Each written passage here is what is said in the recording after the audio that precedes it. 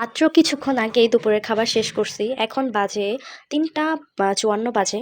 তো দেখলাম যে ওইখানে এই ফুচকাওয়ালা আসছে, ওই যে ফুচকাওয়ালা। তো আমার মাকে পাঠাইছে আমি ফুচকা আনতে, কারণ ফুচকা দেখলে তো মাথা একদমই ঠিক থাকে না। তো বেলপুরি আর ফুচকা আনতে পাঠাইছি মাকে। তো ভাবলাম এই একটা ছোট্ট ভিডিও তোমাদের সাথে শেয়ার করি। অনেকদিন ধরে ভিডিও আপলোড দেওয়া হয় না ব্যস্ততার কারণে, এবং অনেক ঝামেলা যাচ্ছে। তো মনটাও ভালো নয়, শেয়ার করবো না অন্য কোনো ভিডিওতে আসলে কেন দেওয়া হচ্ছে না। তো ফুচকাটা আনুক, তারপরে আবার দেখাচ্ছি। তো এই যে আমি চটপটি আনছি, চটপটিটা খেতে তেমন একটা মজা না হলেও বেলপুরিটা খেতে অনেক বেশি মজা ছিল।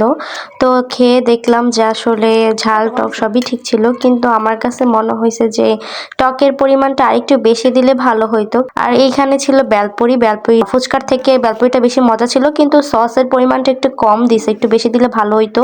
তো চটপটি আমি 20 টাকা নিয়েছিলাম, আর বেলপুরি এক পিস করে 5 টাকা পড়ছে।